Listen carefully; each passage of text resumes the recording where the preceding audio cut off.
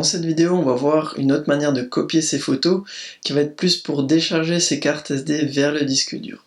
Donc je lance Fastone et je suis de nouveau sur ma carte SD. Et admettons que je suis rentré chez moi de ma sortie et je veux copier toutes mes photos sur mon disque dur pour les sauvegarder. Donc pour ça, il y a un outil dédié dans Fastone, c'est cette petite icône ici.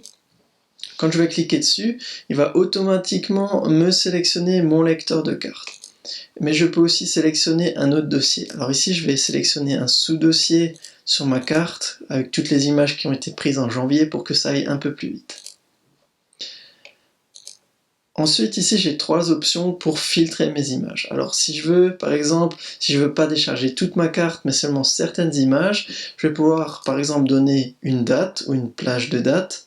Je vais pouvoir utiliser un fil de fichier pour ne filtrer que les images, par exemple, JPEG, les images RAW. Et ici, vous avez la petite aide mémoire pour vous aider. On peut aussi faire du JPEG et du RAW.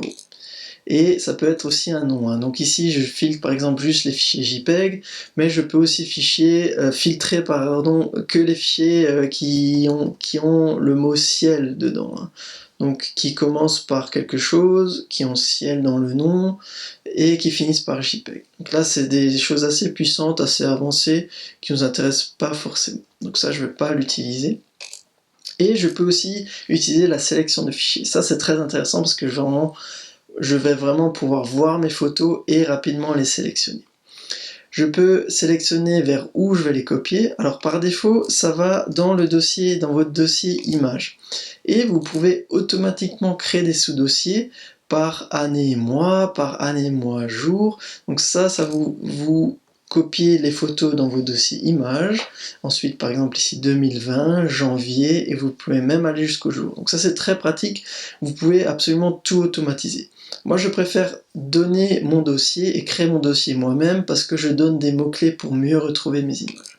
Donc ici, je vais choisir mon dossier, donc dans Images 2020, et je sais que mes photos ont été faites en janvier. Donc ici, je vais, pour l'exemple, seulement filtrer les photos d'une exposition que j'ai faite. Donc je vais créer un sous-dossier, et ici, je vais remettre 2020, 01, expo, arbre, parce que c'était mon expo sur les arbres, à Kems, c'est où elle a été faite. Donc je reclique, et voilà, je vais copier mes photos dans ce dossier. Je clique sur OK.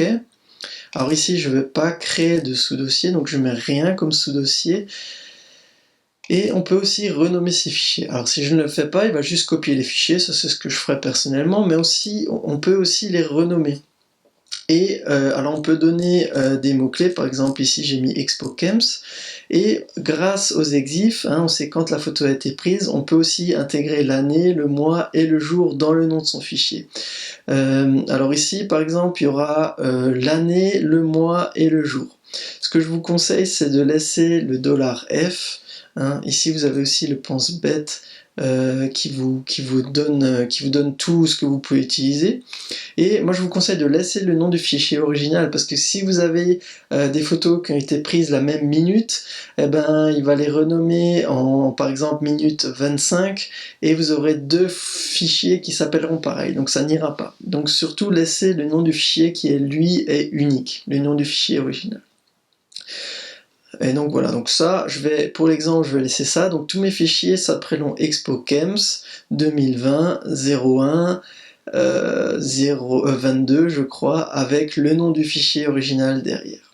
Et il me met aussi une petite à quoi ça ressemblera. Donc une fois que tout ça est fait, je clique sur télécharger et là il va devoir lire ici les fichiers pour me générer les vignettes. Et on voit, alors ici j'ai une fenêtre qui s'affiche, et on voit que par défaut, toutes les photos sont vertes, donc il va tout me copier.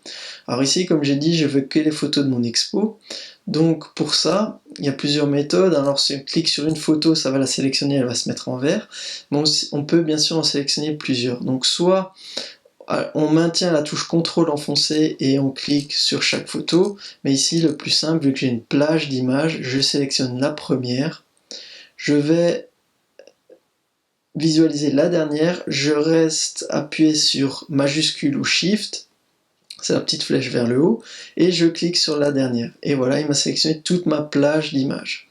Je clique sur OK, et ici il me fait un récapitulatif. Il va me montrer tous les fichiers originaux, le nom qu'ils auront, leur taille, etc. Et une fois que tout est bon, je clique sur OK, et là il va me télécharger les fichiers. Donc il va tout me copier vers mon disque dur. Voilà, il y est. Je peux éventuellement supprimer mes fichiers originaux, ça je vous le conseille pas, on sait jamais, il faut toujours vérifier d'abord. Je vais cliquer sur fermer, et ici il va automatiquement m'ouvrir le dossier vers lequel j'ai copié mes photos. Donc voilà, je suis bien dans mes images 2020 janvier, et on voit qu'il a aussi renommé les images comme je lui ai demandé, avec ExpoChems, l'année, le mois, le jour et le nom original du fichier. Et voilà, mes fichiers sont copiés, j'ai pu décharger ma carte vers mon disque dur de manière assez rapide et presque automatique.